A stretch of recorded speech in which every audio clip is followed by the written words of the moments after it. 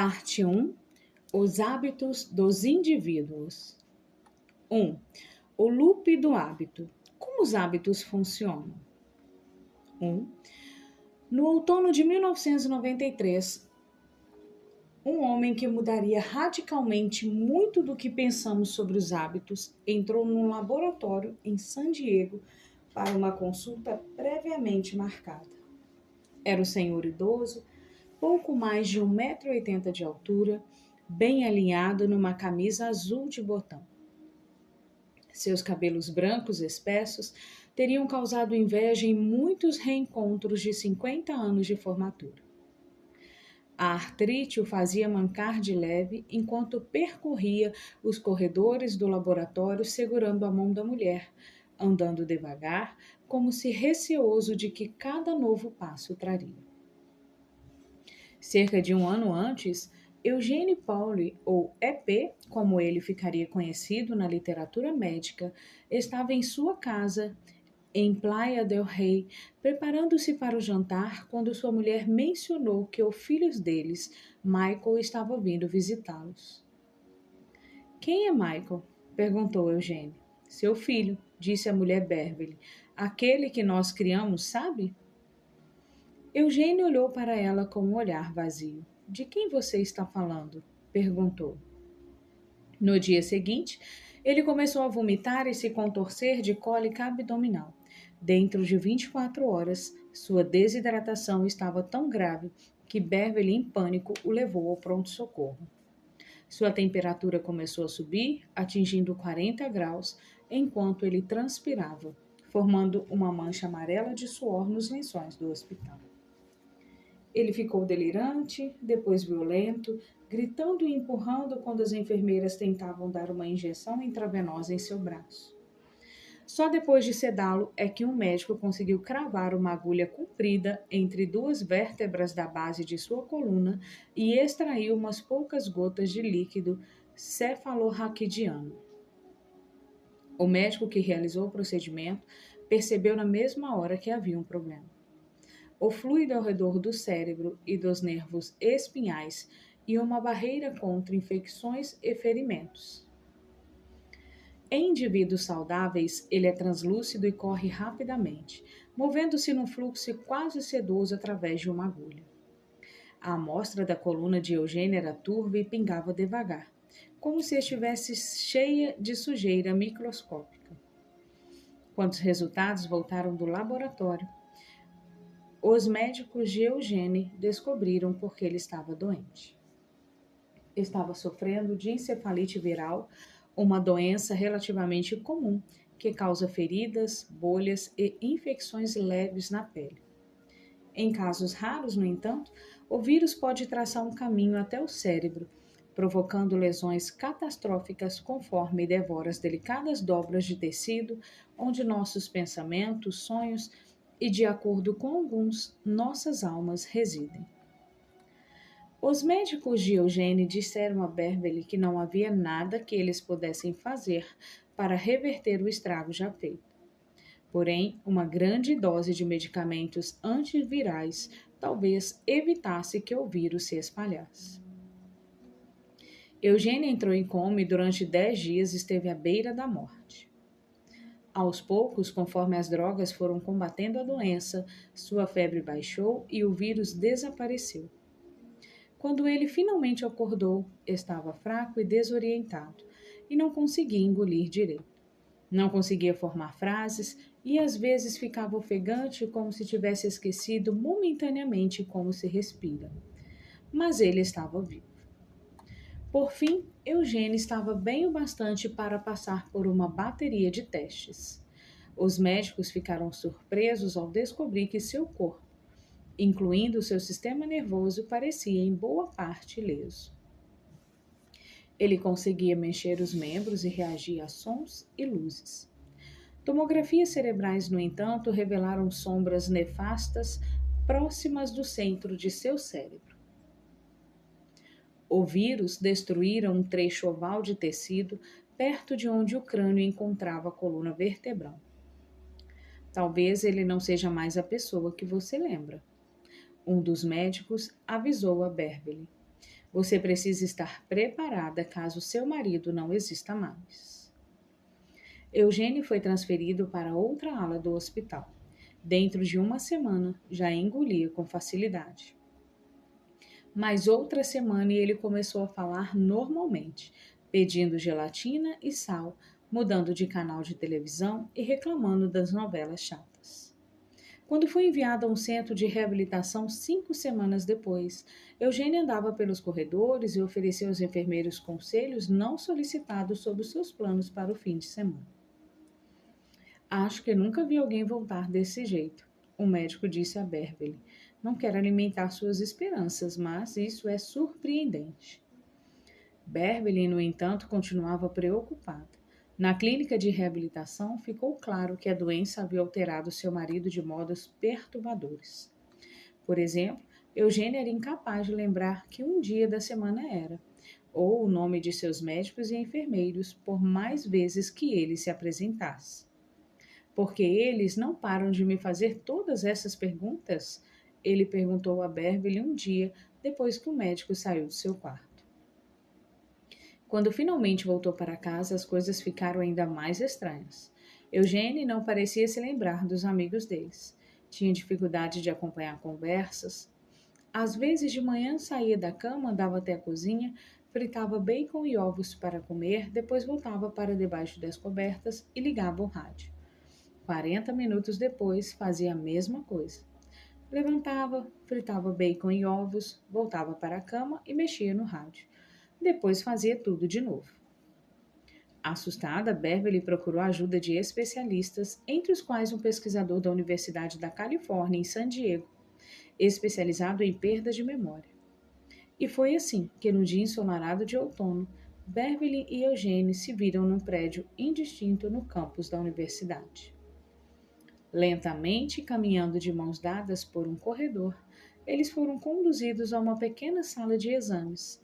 Eugênie começou a conversar com uma moça que estava usando um computador. Trabalhei com eletrônica ao longo dos anos e fico impressionado com tudo isso. Ele disse, apontando para a máquina em que ela estava digitando. Quando eu era mais novo, essa coisa teria sido instalada em 2 suportes de 1,80 m, ocupando essa sala inteira. A mulher continuou digitando. Eugênie deu uma risadinha. Isso é incrível, ele disse. Todos esses circuitos impressos de diodos e triodos. Na época em que eu trabalhava com eletrônica, teria 2 suportes de 1,80 m segurando essa coisa. Um cientista entrou na sala e se apresentou. Perguntou a Eugênie que idade ele tinha. Oh, vejamos, 59 ou 60? Eugênie respondeu. Ele tinha 71 anos. Os cientistas começaram a digitar no computador. Eugênie sorriu e apontou para a máquina. Isso é mesmo formidável, ele disse. Sabe, quando eu trabalhava com eletrônica, teria 2 suportes de 1,80 m segurando essa coisa. O cientista era Larry Scary, 52 anos, um professor que passaria as últimas 3 décadas estudando a neuroanatomia da memória. Sua especialidade era explorar como o cérebro armazena acontecimentos.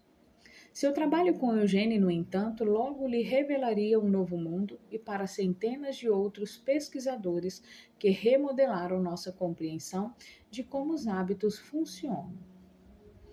Os estudos de Scary mostrariam que mesmo alguém incapaz de lembrar sua própria idade ou de quase qualquer outra coisa pode desenvolver hábitos que parecem inconcebivelmente complexos. Até você perceber que todo mundo depende de processos neurológicos semelhantes todos os dias. A pesquisa dele e dos outros ajudaria a revelar os mecanismos subconscientes que impactam as inúmeras escolhas que parecem ser fruto de um pensamento racional. Mas, na verdade, são influenciadas por impulsos que a maioria de nós mal reconhece ou compreende. Quando Scary conheceu Eugênie, já fazia semanas que ele vinha estudando imagens de seu cérebro. Os exames indicavam que quase toda lesão dentro do crânio de Eugênie se limitava a uma área de 5 centímetros perto do centro da cabeça. O vírus destruíra quase inteiramente seu lobo temporal medial, uma faixa de células que os cientistas suspeitavam ser responsável por todo tipo de tarefa cognitiva, tais como a lembrança do passado e a regulação de algumas emoções. A totalidade da destruição não surpreendeu Squire. A encefalite viral consome tecido com uma precisão cruel, quase cirúrgica. O que o deixou chocado era como as imagens pareciam familiares. 30 anos antes, quando era doutorando em MIT, Squire trabalhava junto com um grupo que estudava um homem conhecido como HM, um dos pacientes mais famosos da história da medicina. Quando HM, seu nome verdadeiro era Henry Molaison, mas os cientistas protegeram sua identidade ao longo de toda a sua vida. Tinha 7 anos, foi atropelado por uma bicicleta e caiu, batendo a cabeça com força. Logo em seguida, passou a ter ataques epiléticos e começou a desmaiar. Aos 16 anos, teve sua primeira crise tônico-clônica, o tipo de convulsão que afeta o cérebro inteiro. Em pouco tempo, ele estava perdendo a consciência até 10 vezes por dia. Quando completou 27 anos, HM estava desesperado. Os medicamentos anticonvulsivos não tinham ajudado. Ele era inteligente, mas não conseguia permanecer no emprego. Ainda morava com os pais. HM queria levar uma vida normal. Por isso, procurou a ajuda de um médico cuja tolerância com experimentos era maior que seu medo de cometer um erro médico. Estudos haviam sugerido que uma área do cérebro chamada hipocampo talvez exercesse um papel nos ataques epiléticos. Quando o médico propôs fazer uma incisão na cabeça de HM, levantar a seção frontal de seu cérebro e com um pequeno canudo sugar de dentro do teu crânio o hipocampo e parte do tecido ao redor, HM deu seu consentimento. A cirurgia aconteceu em 1953 e quando HM se recuperou, seus ataques epiléticos diminuíram. Quase de imediato, no entanto, ficou claro que seu cérebro tinha sido alterado radicalmente. HM sabia seu nome e que sua mãe era irlandesa. Lembrava da queda da Bolsa de 1929 e de noticiários sobre a invasão da Normândia. Mas quase tudo que veio depois, todas as lembranças, experiências e esforços da maior parte da década antes da cirurgia, tinha sido apagado. Quando o médico começou a testar a memória de HM, mostrando-lhe cartas de baralho e listas de números, ele descobriu que HM era incapaz de reter qualquer informação nova por mais de 20 segundos. Desde o dia de sua cirurgia até sua morte em 2008, cada pessoa que HM encontrava, cada música que ouvia, cada sala em que entrava era uma experiência completamente nova. Seu cérebro tinha congelado no tempo. Todo dia ele ficava perplexo com o fato de que alguém podia mudar o canal de televisão apontando um retângulo preto de plástico para a tela. Ele se apresentava repetidamente para os médicos e enfermeiros dezenas de vezes por dia. Eu adorava aprender sobre HM, pois a memória parecia um jeito tão palpável e instigante de estudar o cérebro.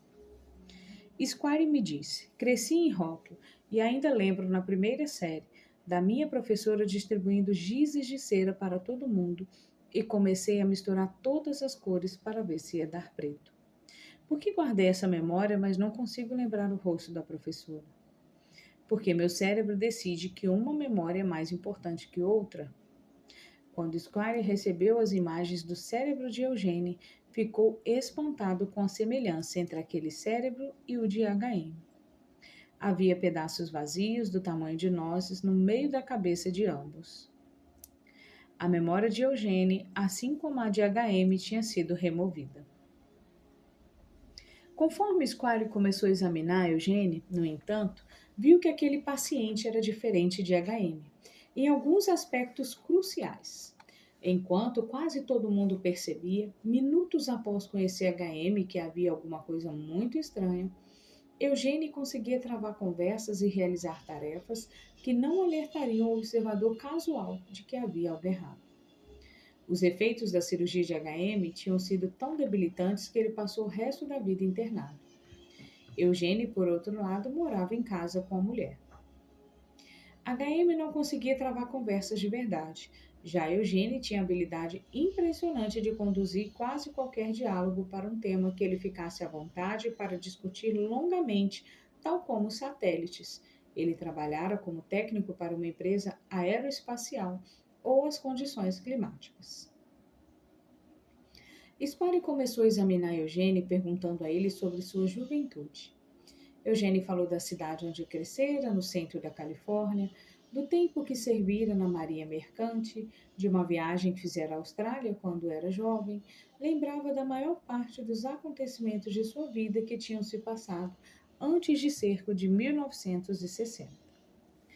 Quando Square perguntava sobre décadas posteriores, Eugênio educadamente mudava de assunto e dizia que tinha dificuldades de lembrar de alguns acontecimentos recentes. Square realizou alguns testes de inteligência e descobriu que o intelecto de Eugênio ainda era aguçado para um homem incapaz de se lembrar das 3 últimas décadas. Além disso, ele ainda tinha todos os hábitos que adquirira na juventude. Por isso, sempre que Square lhe dava um copo d'água ou o elogiava por uma resposta especialmente detalhada, Eugênio agradecia e retribuía o elogio. Sempre que alguém entrava na sala, se apresentava e perguntava como tinha sido o seu dia. Mas quando Squire pediu que Eugênio memorizasse uma série de números ou descrevesse o corredor em frente à porta do laboratório, o médico descobriu que seu paciente não conseguia reter nenhuma informação nova por mais de um minuto. Quando alguém mostrava a Eugênio fotos de seus netos, ele não fazia ideia de quem eram. Quando Squire perguntava se ele se lembrava de ter ficado doente, Eugênio dizia que não tinha lembrança alguma de sua doença nem da estada no hospital. Na verdade, Eugênio quase nunca lembrava que estava sofrendo de amnésia. Sua imagem mental de si mesmo não incluía a perda de memória, e já que ele não conseguia se lembrar da lesão, não conseguia conceber que havia algo de errado. Nos meses após conhecer Eugênio, Squire realizou experimentos que testavam os limites de sua memória. A essa altura, Eugênio e Beverly tinham se mudado de Playa del Rey para San Diego para ficar mais perto da filha, e Squire muitas vezes o visitava para fazer exames.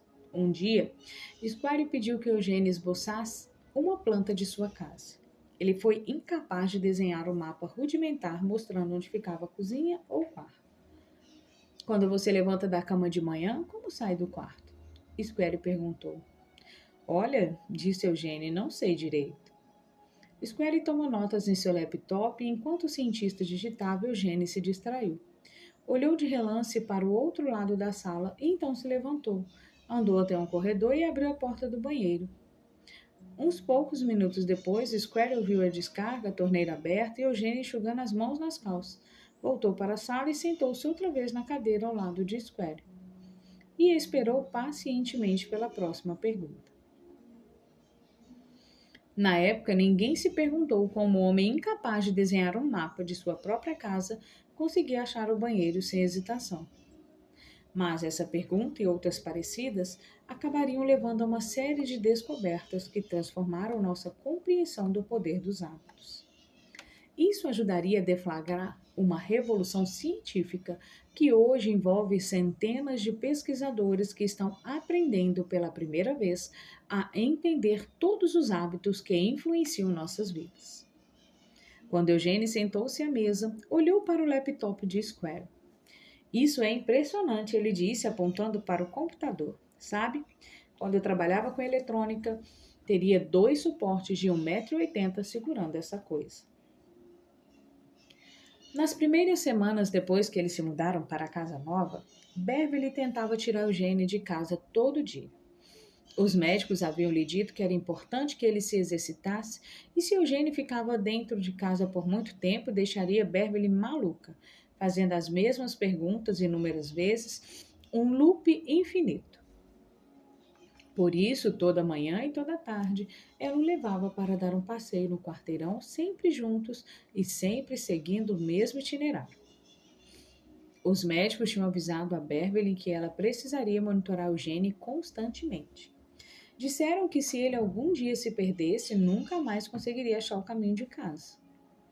Mas certa manhã, enquanto ela se vestia, Eugene saiu despercebido pela porta da frente. Ele tinha uma tendência a perambular de um cômodo para o outro, por isso Beverly levou um tempo para perceber que ele tinha sumido.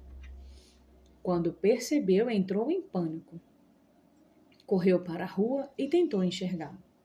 Não conseguiu vê-lo. Foi até a casa dos vizinhos e esmurrou as janelas. As casas eram parecidas. Será que Eugênia tinha se confundido e entrado em outra? Ela correu até a porta e tocou a campainha até alguém atender. Eugênia não estava lá. Ela correu de volta para a rua, seguindo o quarteirão, gritando o nome de Eugênia.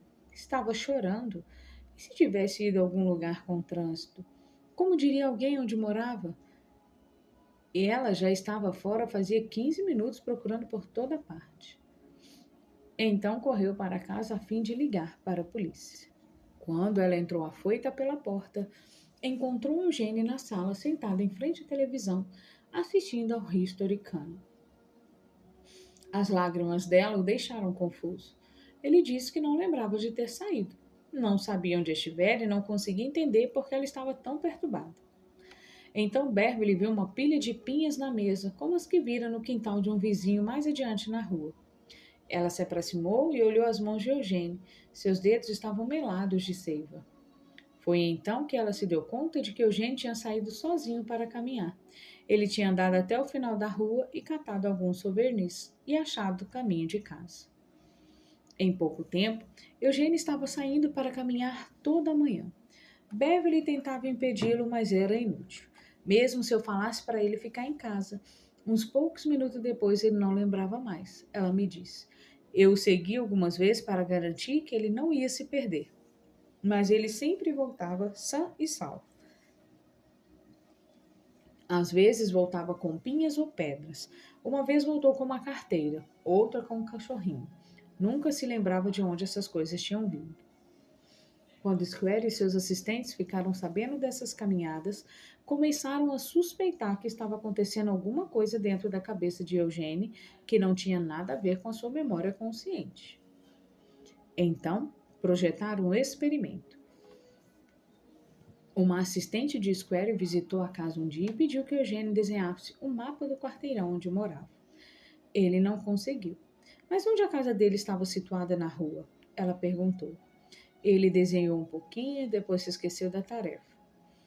Ela pediu que ele apontasse qual porta dava para a cozinha. Eugênio olhou o cômodo à sua volta. Disse que não sabia. Ela perguntou a Eugênio o que ele faria se estivesse com fome. Ele levantou, andou até a cozinha, abriu um armário e tirou um pote de amendoins. Mais tarde, naquela semana, um visitante acompanhou Eugênio em sua caminhada diária. Eles andaram por cerca de 15 minutos pela eterna primavera do sul da Califórnia, com o ar carregado de cheiro de bougainvillas. Eugênio não falou muito, mas sempre guiava o caminho e parecia saber aonde estava indo. Nunca pedi informações. Quando eles dobraram a esquina perto da casa dele, o visitante perguntou a Eugênio onde ele morava. Não sei exatamente, respondeu. Então seguiu pela calçada, abriu sua porta da frente, entrou na sala e ligou a televisão. Ficou claro para o Square que Eugênio estava absorvendo informações novas, mas onde dentro de seu cérebro estavam morando essas informações? Como alguém podia achar um pote de amendoins quando não sabia dizer onde ficava a cozinha? Ou achar o caminho de sua casa quando não fazia ideia de qual casa era a sua? Como Square se perguntou, os novos padrões comportamentais estavam se formando dentro do cérebro avariado de Eugênio?